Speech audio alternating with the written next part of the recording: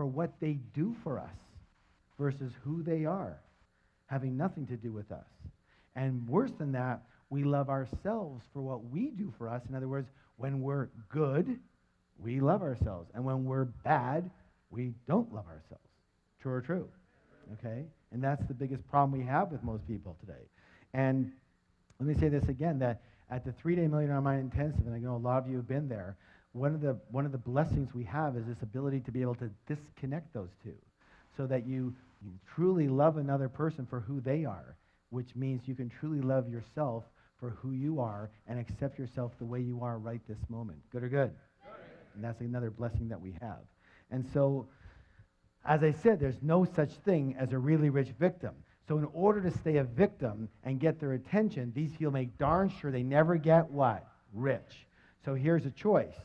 You have a choice. You can be a victim or you can be rich, but you can't be both. You have to choose. And let me say this right now, and I hate to be so graphic about it, but we came here to learn, yes? Yes. All right. So everybody go like this with your finger. Put it over here. Watch. Every time you blame or justify or complain, you are slitting your financial throat and your happiness throat as well. And people, well, if they want to be around you, there's something wrong with them too.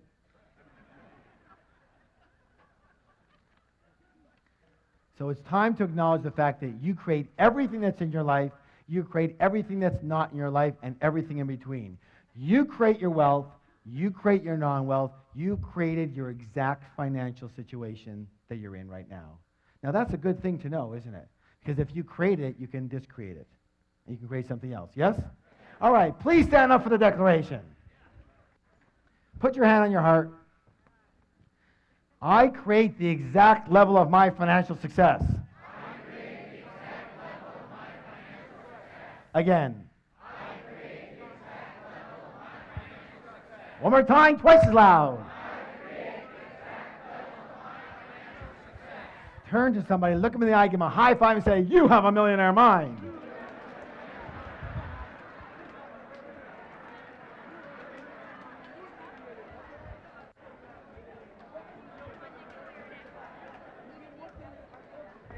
And have a seat. Good job. All right, here's another one. This is very important. Now, what do we do when something's very important that's coming up? We do a drum roll. Ready? Let's hear it. Let me hear it.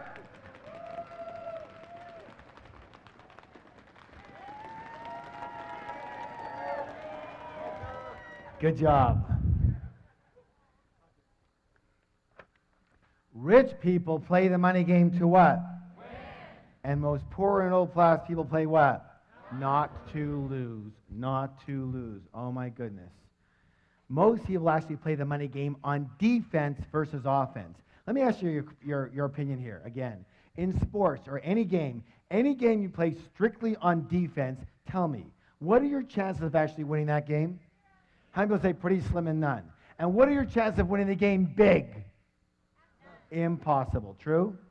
And that's the way most people play the money game on defense versus offense. You know, their primary concern for a lot of people is survival and security. You know, so what is your goal? What's your objective? What's your true intention? For a lot of people, their primary intention is to have enough to pay the bills. I just want enough to pay the bills. On time would be a miracle. Or I just want to get by. Or look, I just want to earn a decent living. And due to the power of intention, that's exactly what you're going to get, and not a dime more. Some people know this quite well, yes? Or you have middle-class people, and middle-class people, what's their big intention? They just want to be what? Comfortable. You know, it's so important to them, we're going to write it 2 times. So there's comfortable, and then there's this word. What's this word? And we all know comfortable leads to rich, yes? Yes? Yeah, and that's not my experience. Let me say this right now, just for the record, in my experience. Comfortable and rich are planets apart. Planets apart. What you need to do and who you have to be to be comfortable is a whole different world than who you have to be and what you have to do to get rich. Is that clear at all? Is that really clear? I hope you get it. Because I would say that's one of the number one issues with most people sitting in the room right now. Your goal is to be comfortable. Let me say this right now. If your goal is to be comfortable, you will never get rich. Never. On the other hand, if your goal is to get rich, you're going to end up mighty comfortable. So here's the thought. If you shoot for the stars, you're at least going to hit the moon. Most people don't even shoot for the ceiling in their house, and they wonder what the problem is. All right, here's what I want you to do. Another action. Are you willing to take the actions? All right, practice. Practice makes permanent. So, tonight when you get home, tomorrow morning, I want you, either yourself or with your team, to create a strategy. Create a what? Strategy. To help 10 times the number of people you're helping right now. Whatever business you're in, whatever job situation you're in, I want you to help 10 times as many people. Who can tell me why? Exactly, because that's how you get paid. One of the things we do in our programs is we have certain definitions. And the definition we use of a business person or even in a job is, listen closely, a person who solves problems for people at a profit or for pay. Say that with me. A person who solves problems for people for profit or for pay. Good or good? So what's your job? This is what? Solve problems. And you get paid accordingly. Meaning that if you go out there to make money, what do? But if you go out there to solve problems, and if you go out there to solve 10 times the problems you're solving now, there's a good chance you can get how much more money? 10 times. Does that make sense? Because that's what delivering value is all about. It's about solving. Let me put it this way. If you're not solving a problem, I guarantee you're not getting paid.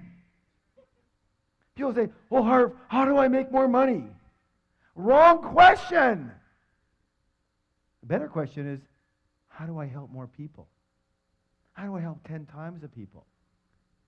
And that's going to take a little strategy. And for a lot of you, it's going to take a little more leverage, a little more systemizing, a little more being based on results versus time. Does that make any sense? Yes or yes? All right, good job. So, please stand up for the declaration. Good exercise, yes. Hands on your heart. My goal is to become a multi-millionaire and more. Let me hear you. Again. Again. And nothing less will do. Let's make a high five and say, you have a millionaire mind.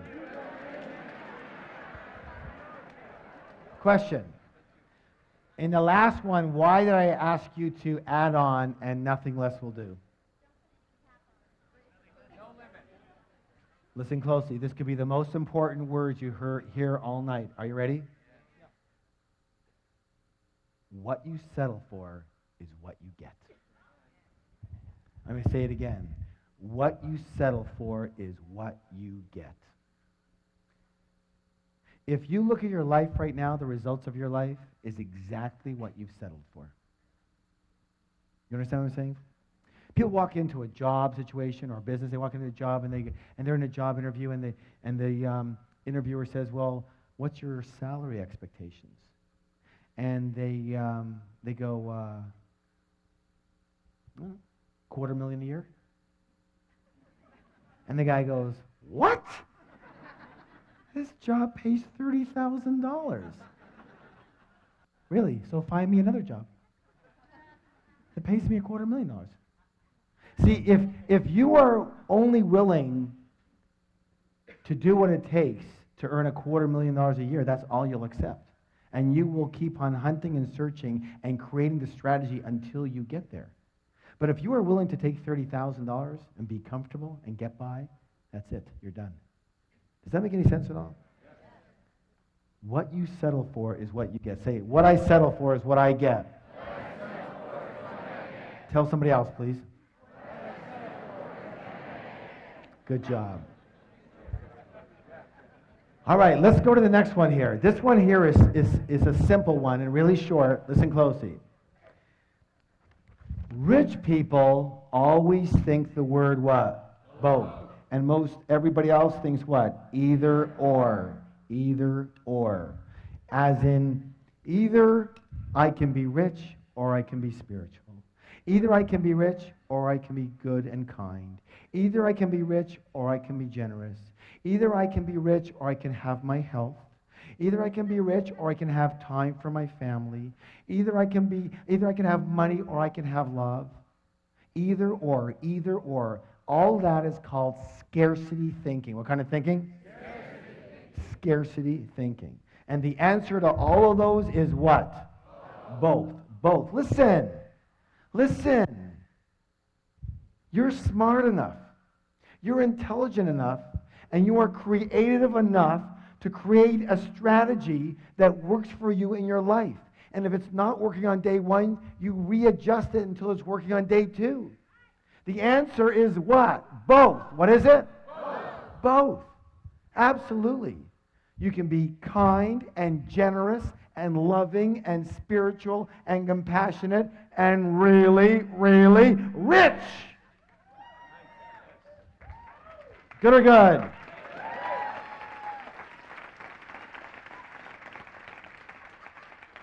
Let me ask you a question. How many of you ever heard the saying, you can't have your cake and eat it too?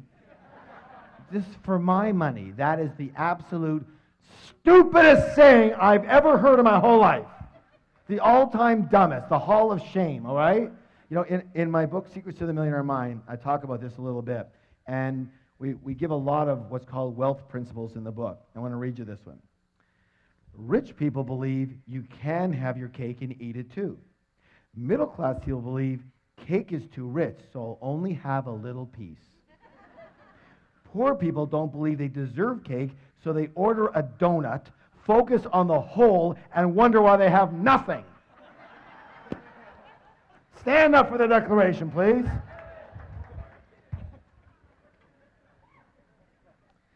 It goes like this. I can be kind, generous, and loving, and still be really, really rich.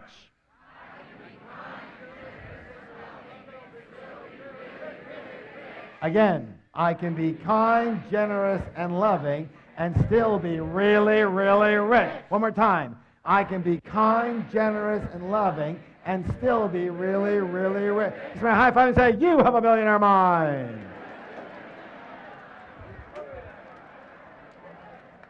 All right, good job, guys. Excellent work. This one here is such an insidious one. It's like something in the back of most people's mind, but they never will say it out loud. And it's one of the biggest blockers of all the blockages of wealth. Are you ready? Yes. Rich and successful people admire and model.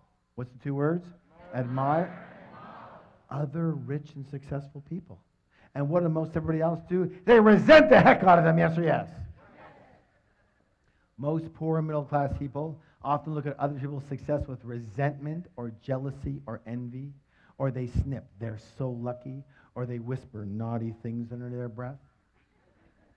You have to realize something so simple, that if you view rich people as bad in any way, shape, or form, and you want to be a good person, then you can never be rich. You can never be rich. You can never be rich. So you have to practice. Say, I have to practice. So instead of resenting rich people, I want you to practice admiring rich people.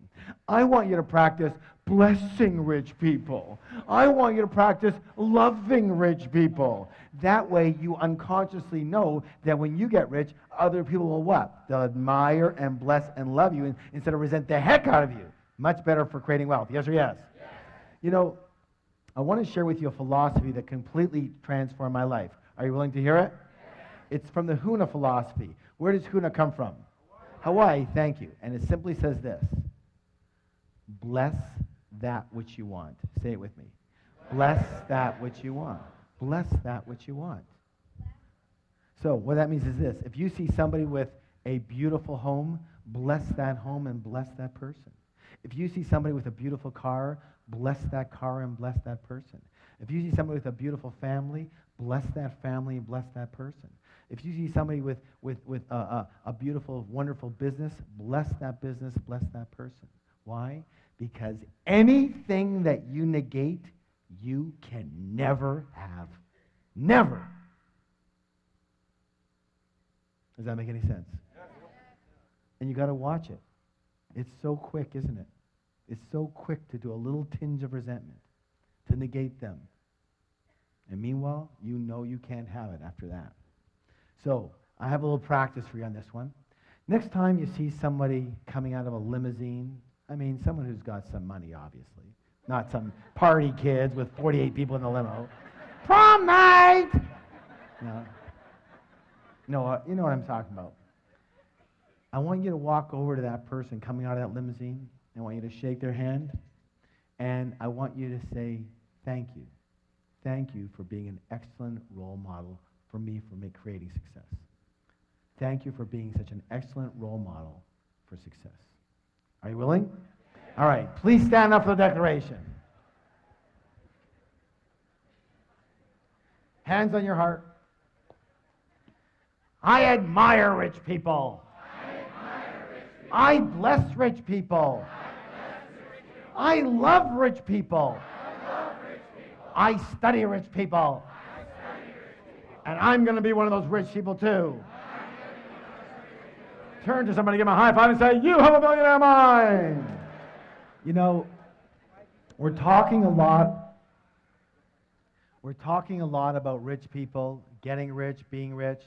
And some people come up to me all the time, they go, Harv, what's with the rich thing? Like, why, are you so into that? And I say, look, I've been called a financial evangelist. And I take that as a compliment. Why? Because someone's got to be a proponent for it. Do you understand what I'm saying? Amen, right. So, but let's talk about it because it's more than just money. So let's talk about why be rich. Number one, lifestyle. What's the word? Hey, obviously that's the most obvious one for the wonderful lifestyle that can afford you and your family. It's a nicer way to live, yes or yes? Yes.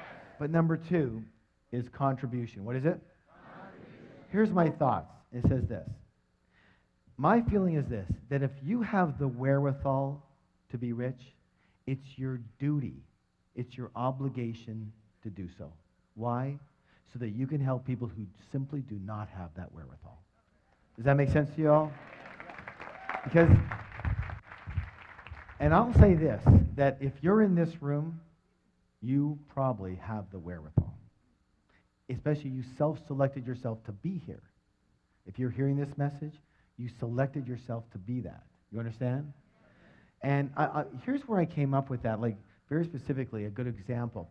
A while ago, I was reading in the newspaper about a woman in Africa, Tanzania to be exact, and she has a goiter problem. Do y'all know what a goiter problem? It's like when they have the big, thick neck, right? And it's a thyroid problem. And you know that problem can be completely alleviated with a 10-minute surgery, 10-minute operation, and it's gone. In Tanzania, they have a decent medical system, but it's a pay-for-play deal. In other words, you pay for your doctor or your hospitalization or whatever. This woman with this goiter problem has, and it costs, by the way, $31 for this 10-minute operation. She has been saving for just over 5 years. 5 years, and she has $22. Twice a week, she doesn't eat. She has a newborn child who's going to be another mouth to feed, so she's feeling that it's going to take her another 5 years to get the other $9. So you would think, for goodness sake, someone just send her the stupid $9. Problem. There are millions, what's the word? Millions. Of people in this situation. Millions. Not one, not two, not 10, not 10,000, and not hundreds of thousands. Millions in this situation. So how can you help them better? By being broke or being rich enough to be able to do something about it? Do you understand what I'm saying? And I get this all the time. I get people saying, well, what about the environment? What about this? And what about they're taking all the oil and they're killing all the forest and all that? They. Yes, some of them are. You want to save the environment? Get rich, buy a few million acres and save it.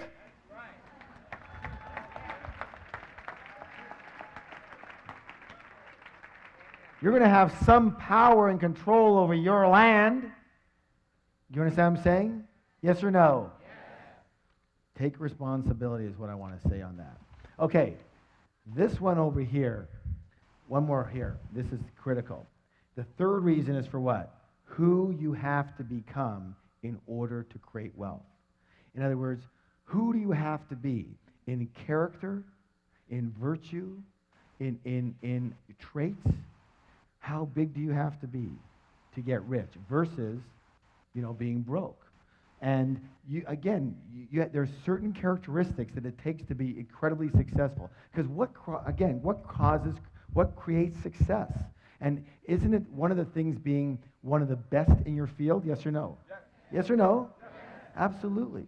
Who do you have to be? What do you have to know? Who do you have to be in character to be the best at what you do in order to get paid the most? Does that make sense to you? So who do you have to become? It's a learning process. And that brings us to the next way that rich people actually think quite differently and are quite different than most other. Rich people are what? Bigger than their problems. What is it? Bigger than their problems. And most other people are what? Smaller than their problems. Smaller. And the secret, guys, I want you to hear something right now. If you will just understand and take action on this one right here, I promise you, mano a mano, heart to heart, your life will just skyrocket. It will go to a whole other level, and you'll see why in a moment. Are you ready? Yes. Listen closely. The secret to success, my friends, is not to try and avoid or get rid of your problems. The secret to success is to grow yourself so you are bigger than any problem. We got the size of you, and we got the size of your problem. And let's do a little scale here. So here we are. Here's you and here's your problem. And we are dealing with, say, a level 5 problem. But you happen to be a level 2 person. Question, is that a big problem or a little problem?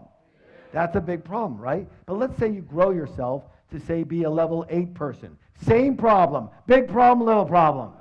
Little problem. Now let's say you work with us and you grow yourself to be, say, a level 10 person. Big problem, little problem. No problem. It doesn't even exist in the realm of your mind as a problem. You don't see it as a problem. It's just something to take care of, yes or no? Yes. Let's test this out. How many of you have ever been in a conversation with somebody who's talking about their problem, and you go to them and you go, I don't see the problem here. Raise your hand if you ever had that happen. Everyone's had that happen. Everyone. Because at that point in time, they are smaller than their problem. So it's not about the size of the problem, it's about the size of you. There's always going to be problems, yes or yes? There's so many times in this business, and I'm sure in your business, but when you get to a higher and higher level, the responsibilities become greater. The amount of money invested becomes more. You have, we have 140 employees. There are staff people. There's, huge overheads and lots and lots of what? Quote unquote problems. And my wife says to me all the time, Harv, why did you choose such a hard business? And I go, it's not about the business. It's about me. Because if I can't handle the problems here, you think I can handle the problems there? Because problems are going to be with you all the time. True or true? And running away from them or playing small because you don't want any problems, that's crazy. Let's face it, we're going to have quote-unquote problems. But the size of those quote-unquote problems will depend on the size of us, not the problem. Raise your hand if you've ever felt like, I don't want to get into the big leagues because there's so many problems there. I just want to have a nice, simple life. Raise your hand. Be honest. Come on. More than half of you in here. How's it working so far? You still have the problems, but you're broke. That's the biggest problem of all. True or true? I figure it this way. If I'm going to have problems, I might as well get rich.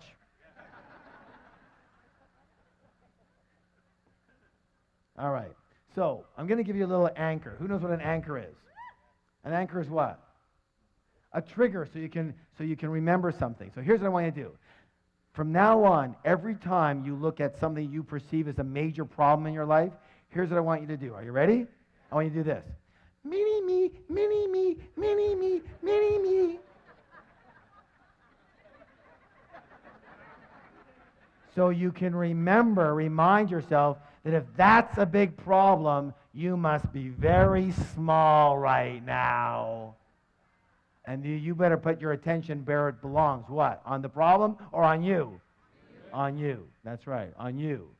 And you don't give up, and you don't get taken out, and you don't bail out, and you don't say, well, this is too hard. I want to do something different. How many have ever said something like that? How many say something like that almost every day?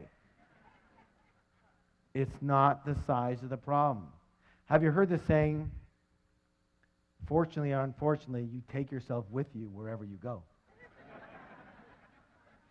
That's what my answer is to my wife. How could you choose such a hard business? It's not the business, it's moi. True or true? If it's hard, it's because I made it hard. If it's easy, because I make it easy. If it's successful, it's because I made it successful. If it's unsuccessful, it's because I made it unsuccessful. True or true? Doesn't just happen to us.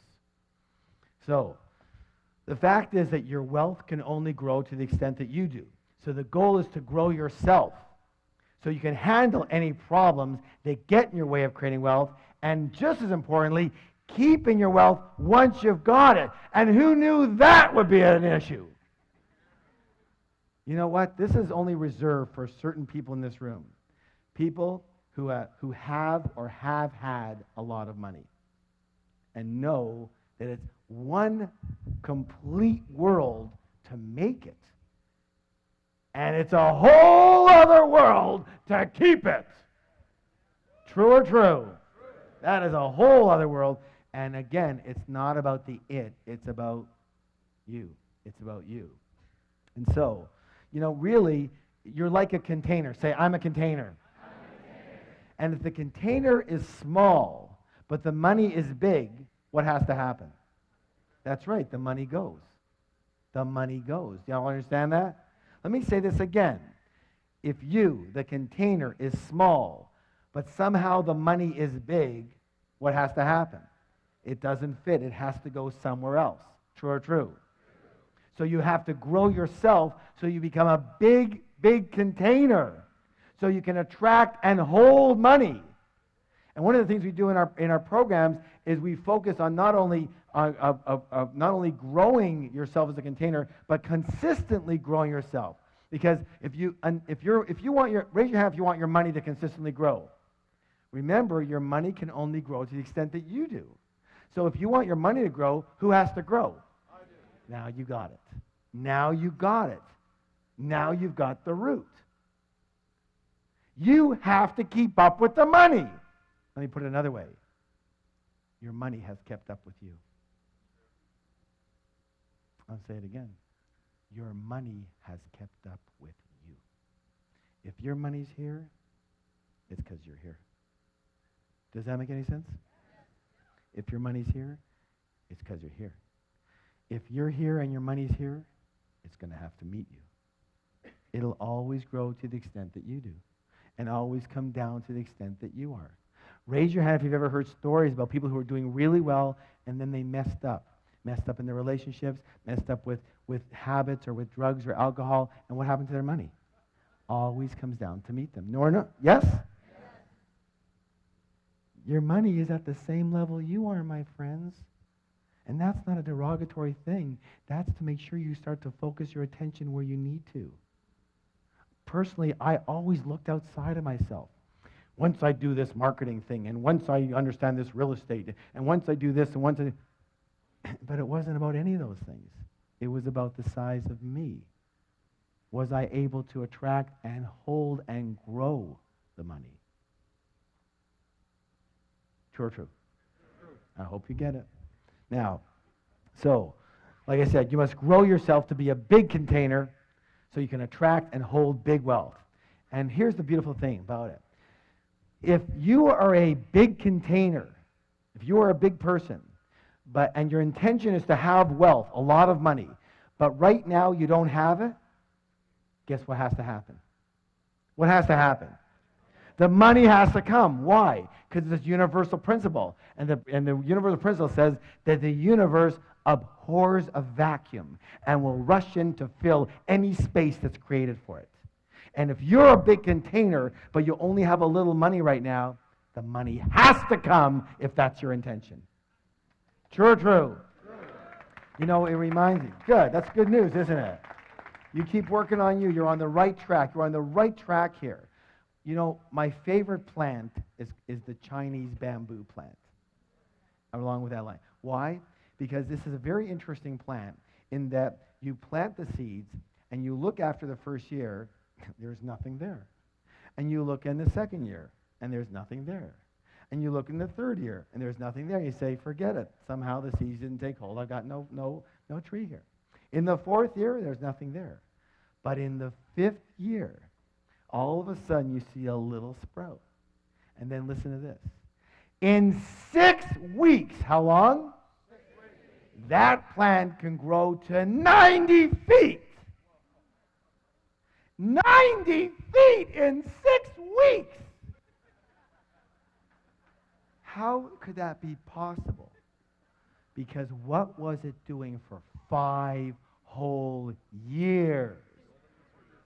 Growing its roots, like you guys, growing its roots, so that when it does pop, it can withstand that incredible growth. What would happen if it didn't grow those roots so deep and thick? The first big wind that comes, it's gone. How many people know people that that's happened to? Because the roots weren't dug deep enough. Do you understand? Give someone a high five and say, you're on the right track.